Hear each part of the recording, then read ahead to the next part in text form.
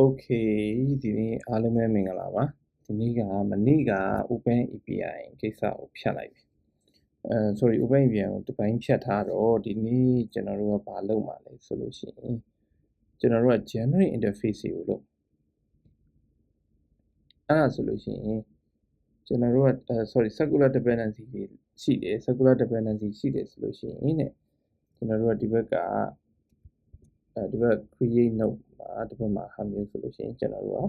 API property မှာကျွန်တော်တို့ဘာတော့ပေးမလဲဆိုရင် type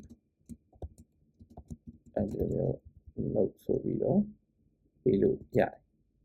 ဒါတော့ကိုအဆင်ပြေလို့သုံးပေါ့အဲ့မျိုးဒါ circular dependency မှာသုံးပါ KV တဲ့ generate type ဆိုဟာမျိုးမှာသုံးမယ်ဆိုလို့ရှိရင်တဲ့ကျွန်တော်တို့ကဘယ်လိုသုံးမလဲဆိုလို့ရှိရင် API body လို့ဟာမျိုးမှာလည်းသုံးလို့ရတယ်အဲ့တော့ကျွန်တော်တို့ကဒီမှာဆိုရင် API body ဆိုပြီးတော့ပေးလိုက်ပြီးတော့လို့ရှိရင် sweater နေသွင်းမယ်ပြီးသွားပြီဆိုလို့ရှိရင် type က create DTO ဆိုပြီးတော့ကျွန်တော်တို့ကပေးလိုက်ရင် start dev ဆိုပြီးတော့ပေးလိုက်ရင်အဲ့ဒါဆိုလို့ရှိရင်ကျွန်တော်တို့ရဲ့ data မှာသွားပြီးတော့ကြည့်လို့ရတယ်အဲ့ဒါဆိုလို့ရှိရင်ကျွန်တော်တို့က type ကဒီမှာတကယ်လို့ဒါကိုကအများကြီးထည့်လို့ရတယ် array ထဲထည့်လိုက်မယ်ဆိုရင်ရော okay array တွေကိုပြသွားလိမ့်မယ်အဲ့တော့ enum ဘာညာထည့်မယ်ဆိုလို့ရှိရင်လည်းကျွန်တော်တို့ကဒီမှာပါပြီးမယ်ဆိုလို့ရှိရင်ဒီဘက်မှာပေါ့ကျွန်တော်တို့ဒီဘက်မှာ create user role ထဲမှာ create ဆိုတဲ့ထဲမှာ string ပြီးသွားတဲ့အခါမှာကျွန်တော်တို့က container ပေါ့ဗျာ container က string ဆိုပြီးတော့ကျွန်တော်တို့ပေးလိုက်မယ်အကြမ်းများဖြစ်အဲ့ဒီမှာ API property ပေးတဲ့နေရာမှာပါပေးမလဲဆိုလို့ရှိရင်ကျွန်တော်တို့က enumerator ကိုပေးမယ် Asia Africa အဲ့ဒါဆိုရင်ကျွန်တော်တို့ကဒီဘက်မှာကြာရင် container မှာ enum နှစ်ခု Asia Africa ဆိုပြီးတော့ကျွန်တော်တို့ကပြောင်းပေးလိုက်လို့ရတယ်အဲ့တော့ TypeScript enum ကိုလည်းယူသုံးလို့ရတယ်တိုင်းလည်းသုံးလို့ရတယ်အဲ့ဒါဥမာ enum ကိုနာမည်ပြောင်းနေတယ်ဆိုလို့ရှိရင်လည်းပြောင်းလို့ရတယ် enumerator တစ်ခုဖြစ်မယ်ပြီးသွားရင် enumerator name ကိုကျွန်တော်တို့က origin ဆိုပြီးတော့ပြောင်းပြီးတော့ထည့်ကြည့်မယ်အဲ့ဒါဆိုလို့ရှိရင်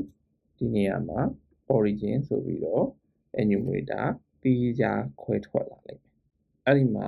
စိတ်ဝင်စားစရာကောင်းတာကဒီမှာပါထပ်ပြီးမယ်ဆိုလို့ရှိရင်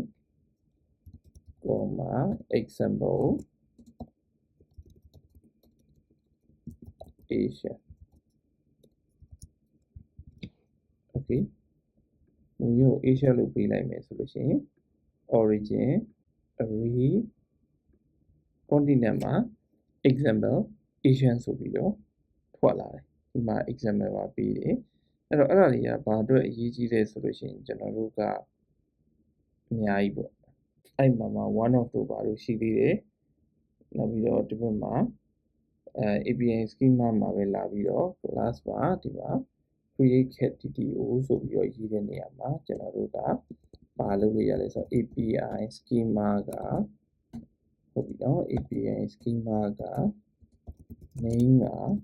create cat request လို့ပြလိုက်မယ်ဆိုရင်ဒီမှာဘာဖြစ်သွားမလဲဆိုရင်နာမည်ကအစားပြောင်းသွားမယ်အဲ့တော့ဒီမှာ